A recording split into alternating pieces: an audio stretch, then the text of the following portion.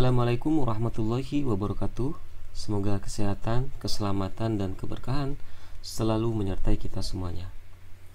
Bertemu lagi dalam pembelajaran online pada kali ini. Mudah-mudahan apa yang disampaikan nanti akan memberikan sesuatu yang manfaat tentunya.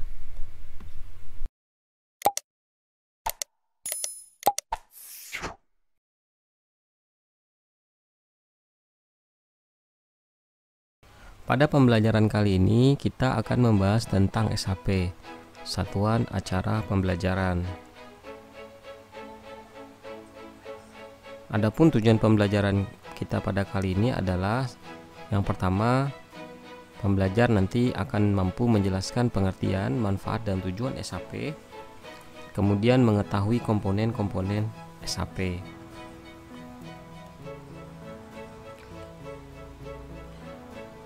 SAP, Satuan Acara Pembelajaran, merupakan pedoman atau panduan yang memberi arah kepada fasilitator dalam menyajikan materi pembelajaran kepada para peserta dalam kurun waktu tertentu dengan menggunakan metode alat bantu yang sesuai guna mencapai tujuan pembelajaran yang telah ditentukan.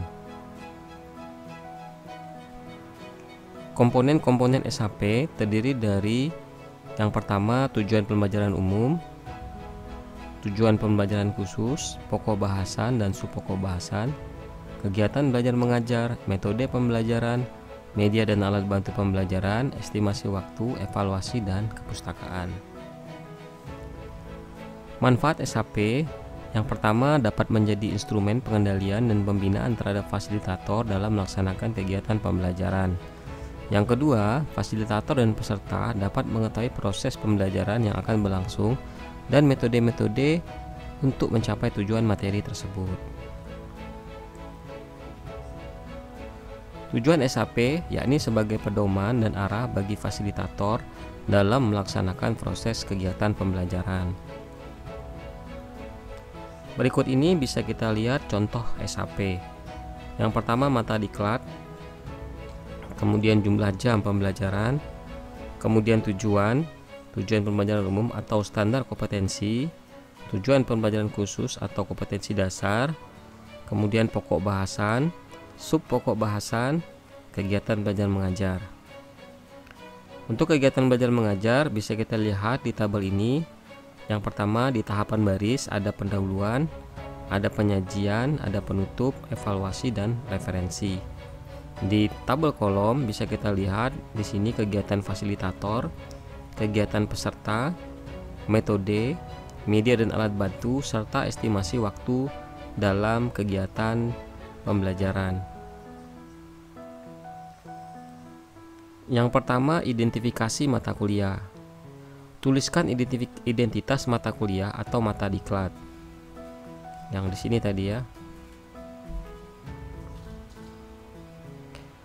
Kemudian perumusan standar kompetensi atau tujuan pembelajaran umum. Rumuskan standar kompetensi dari setiap mata kuliah yang didasarkan pada tujuan akhir dari mata kuliah tersebut. Standar kompetensi harus mencakup komponen A. Audience, B. Behavior, C. Condition, D. Degree.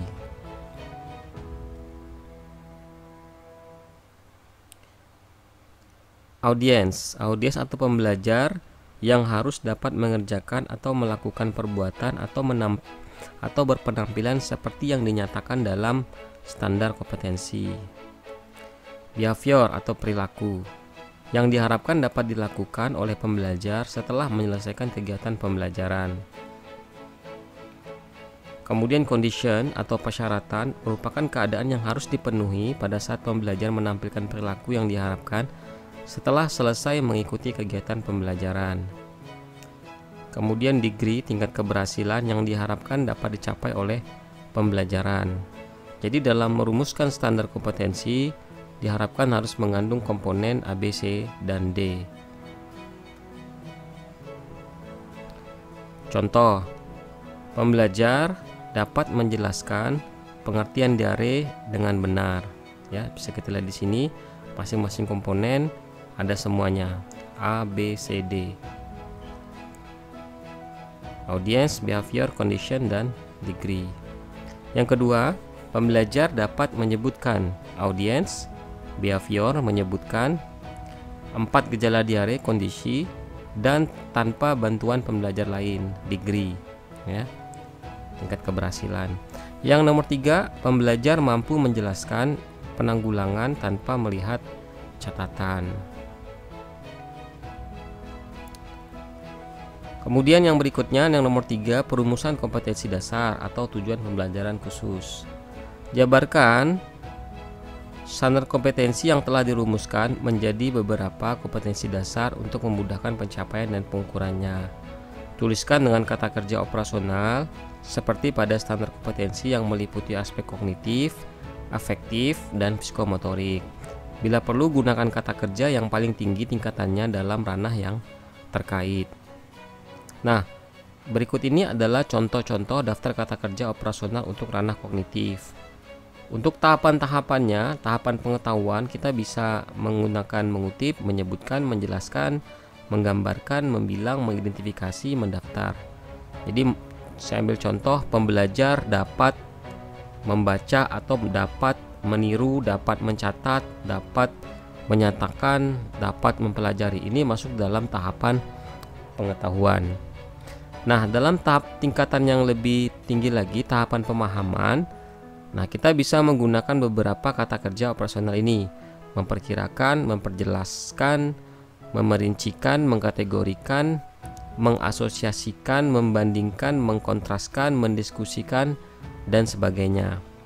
Nah, naik ke tingkatan yang lebih tinggi lagi, yakni penerapan pada ranah kognitif, yakni pembelajar dapat menerapkan, menentukan, mengurutkan, menugaskan, membiasakan, ya, mengemukakan, meramalkan, dan sebagainya. Terus sampai ke tingkatan analisis, tingkatan sintesis, dan sampai ke tingkatan penilaian yang paling tinggi. Nah, untuk yang paling tinggi kita bisa menggunakan beberapa kata kerja operasional berikut ini: membandingkan, menyimpulkan, menilai, mengarahkan, mengkritik, menimbang, memutuskan, memisahkan, memprediksi, memperjelas, menafsirkan, mempertahankan, merangkum, membuktikan, mendukung, memvalidasi, mengetes, dan memilih, memproyeksi. Ya, jadi silakan menggunakan kata kerja operasional di bawah ini ya untuk ranah kognitif. Untuk tingkatannya nanti tinggal bisa kita sesuaikan. Nah, untuk ranah afektif, di sini ranah afektif dimulai dari menerima, menanggapi, menilai, mengelola, sampai menghayati. Nah, untuk yang tingkatan tertinggi menghayati, bisa kita lihat dengan mengubah perilaku, berbuat sesuai akhlak mulia, mempengaruhi, mendengarkan, mengkualifikasi, melayani, menunjukkan, membuktikan, memecahkan. Ini untuk kata kerja operasional ranah afektif. Nah, bisa kita lihat ketika kita bisa menggunakan kata-kata misalnya pembelajar dapat mengikuti, maka ini masuk dalam tahapan menerima atau tingkatan paling rendah dalam ranah afektif. Nah, jadi nanti dalam merumuskan kompetensi dasar dalam menggunakan kata kerja, kita cocokkan dengan tingkatan-tingkatan menurut ranah-ranah kognitif, afektif, dan psikomotorik. Nah, untuk ranah psikomotorik di sini ada 4 ya: peniruan, manipulasi, artikulasi, dan pengalamiahan. Nah, di sini bisa kita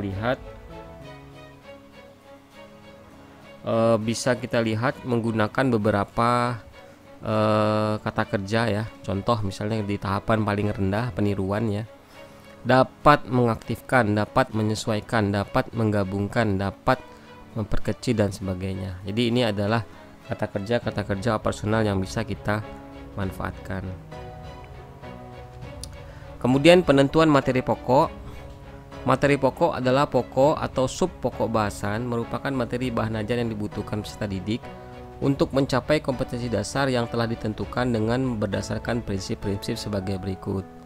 Yang pertama adalah prinsip relevansi, artinya ada kesesuaian antara uraian materi pokok dengan kompetensi dasar yang ingin dicapai. Kemudian yang berikutnya adalah prinsip konsistensi, Artinya ada keajegan antara materi pokok dan uraian materi pokok dengan kompetensi dasar dan standar kompetensi. Kemudian yang berikutnya, prinsip edukasi, artinya yang adanya kecukupan materi yang diberikan untuk mencapai kompetensi dasar. Yang keempat, keseluruhan materi pokok yang dijabarkan dari setiap kompetensi dasar perlu dibuat bagan alur agar runtut dan sistematis dalam pembelajaran. Nah, ini langkah-langkah dalam membuat atau menentukan materi pokok atau pokok bahasan ya. Alokasi waktu, tuliskan perkiraan waktu yang dibutuhkan untuk mencapai satu kompetensi dasar dengan mempertimbangkan tingkat kesukaran materi, cakupan materi, tingkat pentingnya materi yang dipelajari serta cara penyampaian materi. Untuk metode, tidak ada metode yang paling unggul yang sesuai untuk setiap kegiatan pelatihan. Maka metode perlu disesuaikan dengan tujuan pelatihan, materi yang disajikan, ruang kelas, waktu, dan sarana yang ada.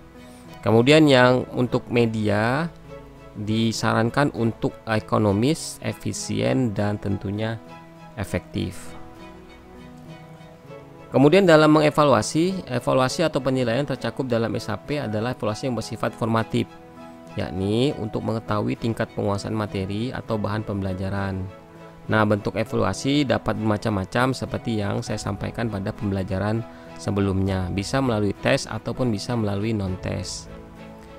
Daftar pustaka, penulisan sumber pustaka berdasarkan kaidah atau aturan yang telah diakui secara umum.